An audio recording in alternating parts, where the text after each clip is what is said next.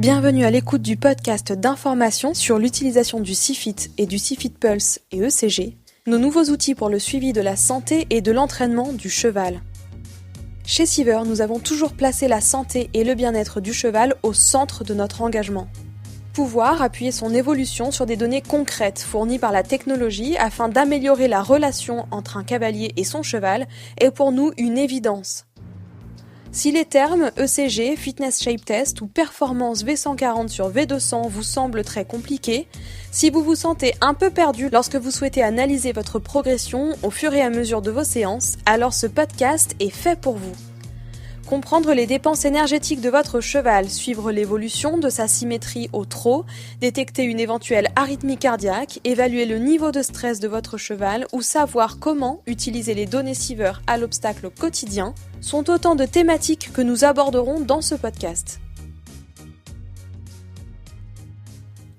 Dans cet épisode, nous parlerons de l'électrocardiogramme. L'électrocardiogramme est une fonctionnalité disponible en souscrivant à l'abonnement Santé Plus de l'application Siver. En utilisant votre CFIT combiné à la ceinture ECG & Pulse, vous aurez la possibilité de réaliser un examen ECG à votre cheval depuis vos écuries et de partager ensuite les données obtenues avec votre vétérinaire.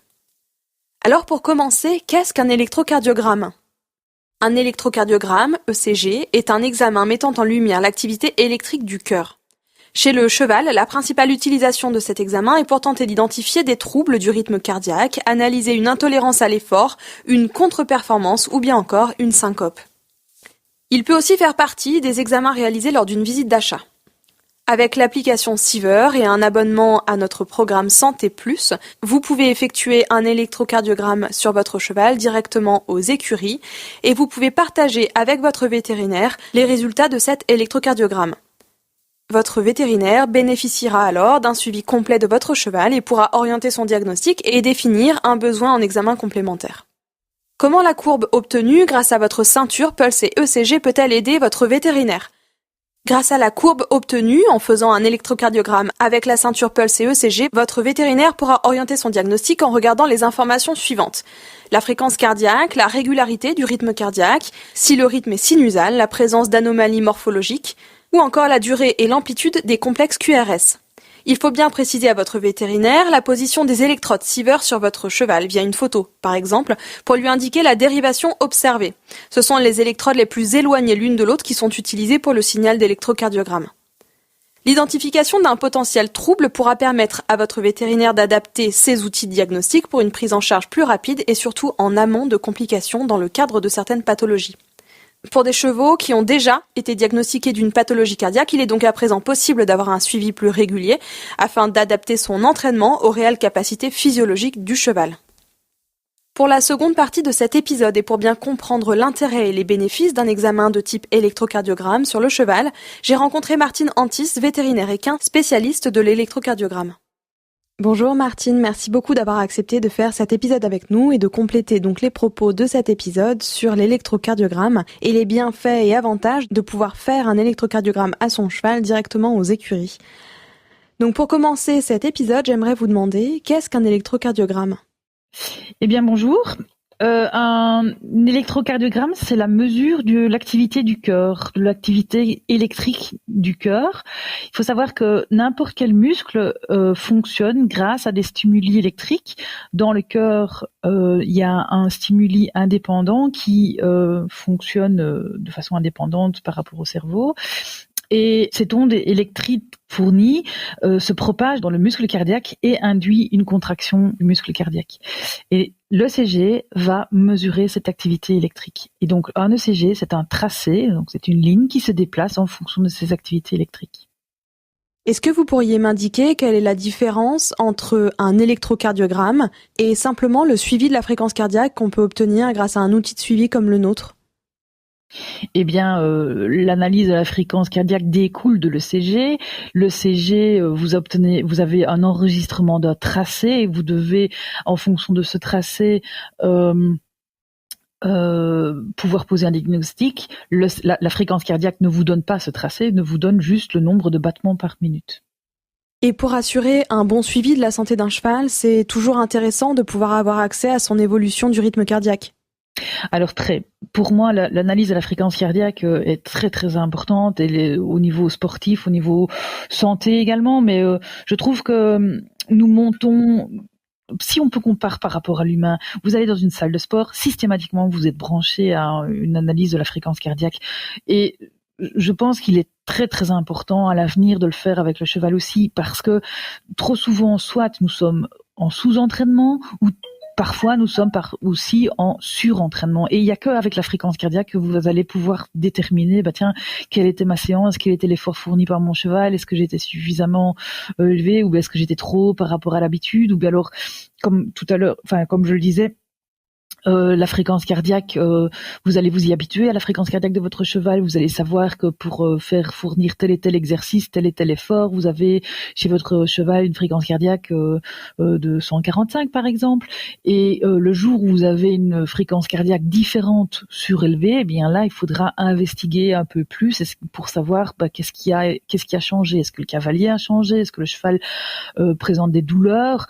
Est-ce que la selle a été différente? Est-ce que la température extérieure est différente? Ou voilà, il faudra en tout cas se poser la question. Et c'est grâce à la fréquence cardiaque que le cavalier va pouvoir suivre beaucoup plus intensément et adapter son travail au cheval. Je pense que c'est quelque chose de vraiment nécessaire. Et même, par exemple, je pense à des chevaux. Nous avons énormément de chevaux obèses sur le marché pour le moment. Et donc, si je veux faire maigrir mes chevaux obèses, il est prouvé que le cheval doit fournir un effort de 130 battements par minute. Or, qui est capable de dire, l'effort fourni par mon cheval est arrivé, il a abouti à 130 battements par minute. Souvent, quand je dis, vous devez travailler votre cheval tous les jours. Oh, mais docteur, je travaille tous les jours, 1 heure tous les jours. Oui, mais si vous trottez 1 heure et vous faites un petit trot de campagne, vous atteignez pas les 130. Et donc, même si votre cheval travaille tous les jours, il va pas maigrir. Et donc, d'où l'intérêt de nouveau, même chez les chevaux qui ne sont pas forcément sportifs, de mesurer la fréquence cardiaque de votre cheval. D'accord, merci. Est-ce que vous pourriez m'indiquer quelles sont les pathologies qu'on peut détecter grâce à l'électrocardiogramme? Alors, il y a beaucoup de pathologies qu'on peut détecter. Les pathologies qu'on peut détecter, ce sont tous des arythmies, donc ça veut dire des modifications dans le rythme. Et quand on parle de pathologie, je vais d'emblée ne pas parler de tout ce qui est physiologique. Il y a des arythmies qui sont physiologiques, donc qui sont tout à fait normales. Mais dans les pathologies les plus fréquentes qu'on rencontrera chez le cheval, c'est la fibrillation auriculaire, et aussi on a des extrasystoles ventriculaires. Ce sont toutes les deux ce qu'on rencontre le plus principalement chez le cheval. Est-ce que ces pathologies sont identifiables à l'œil nu, ou est-ce qu'il y aurait un autre moyen que l'électrocardiogramme pour les identifier sur un cheval? Alors, j'aurais plutôt tendance à dire à l'oreille nue et pas à l'œil nu. À l'auscultation, nous allons repérer qu'il y a une arythmie, donc il y a une modification au niveau du rythme, mais c'est le CG qui va permettre de confirmer et de diagnostiquer quelle est l'arythmie exacte auquel nous avons affaire. Et est-ce qu'on est en mesure de savoir si un cheval fait de l'arythmie à l'effort? Alors, à l'effort, on pourrait suspecter une arythmie si on constate que la fréquence cardiaque est différente qu'à l'habitude. Je m'explique. Si vous avez l'habitude de faire un galop dans une certaine vitesse avec un certain rythme, vous savez par habitude que votre cheval aura une fréquence cardiaque de 130 par exemple. Si vous constatez que il a une fréquence cardiaque de 145, ça peut être suspect. Ça peut être lié à d'autres causes, mais ça pourrait être lié aussi à une arythmie. Alors, une des façons qui pourrait être proposée pour simuler, entre guillemets, une activité ou un exercice, on pourrait très bien imaginer que vous réalisez un exercice d'intensité élevée, vous arrêtez votre cheval et vous lancez un ECG. Et donc, la fréquence cardiaque est élevée. Ça permet de voir un ECG avec un beau tracé parce que votre cheval est au repos, il n'y aura pas d'interférence. Ça vous permettra d'analyser votre ECG à une fréquence cardiaque élevée, donc simuler en quelque sorte un exercice. Dans l'hypothèse où un cheval aurait développé une de ces pathologies, mais que celle-ci n'aurait pas encore été identifiée, quels seraient les risques de continuer d'utiliser le cheval en sport ou en loisir sans tenir compte des pathologies et sans le traiter pour? Alors, les conséquences qu'on va avoir sont souvent des problèmes d'intolérance à l'effort. Donc, le cheval pourra pas réaliser l'effort qui lui était sollicité auparavant. Donc le cavalier va voir que son cheval est moins en forme, qu'il n'arrive plus à performer à un niveau auquel il était habitué auparavant. Dans les efforts moins violents du style un petit trot ou bien des allures au pas, ça ne va pas se voir, mais par contre dès qu'on va monter dans une cadence, dans un effort un peu plus violent, là on va le voir, oui. Vous qui êtes spécialiste des travaux de recherche justement sur l'électrocardiogramme et le suivi cardiaque du cheval, quel est pour vous l'intérêt ou l'importance d'assurer un bon suivi cardiaque du cheval par des électrocardiogrammes ou par un suivi de sa fréquence cardiaque au travail et au repos, quelle que soit l'affectation du cheval, que ce soit pour de la compétition ou pour du loisir? Alors, ça va me faire revenir un peu à la question précédente où j'aurais peut-être dû ajouter que au début on va voir une intolérance à l'effort, mais si la pathologie persiste et si on ne fait rien, on va avoir une décompensation. Qu'est-ce que ça veut dire? Ça veut dire que le cœur va un peu lâcher, si vous le voulez, et il va pour finir grandir, se gonfler et puis ne va plus du tout pouvoir assurer. Et là il y a danger pour le cavalier parce que le cheval pourrait avoir des symptômes plus grave. Alors, quel est l'intérêt? Eh bien, pour moi, c'est souvent les pathologies cardiaques passent inaperçues. Donc, la plupart des clients qui me sont envoyés par des confrères sont des clients ou des chevaux qui ont été auscultés pour faire lors de la vaccination ou bien qui ont été auscultés avant une tranquillisation, etc. Donc, c'est une découverte en général assez fortuite, assez tout à fait par hasard. Et donc, je trouve ça dommage que c'est trop lié au hasard, parce que les dents, on le fait une fois par an seulement, les vaccins, on le fait une fois par an, donc ça veut dire qu'un examen général n'est réalisé qu'une à deux fois par an sur un cheval, et je trouve ça trop peu. Ça pourrait être surtout au niveau sportif. Je pense que l'intérêt principal, c'est quand même d'assurer la sécurité du cavalier, et c'est pour ça que l'analyse, le fait de réaliser régulièrement des ECG peut être intéressante. À quelle fréquence pensez-vous qu'il faille pratiquer un ECG sur un cheval?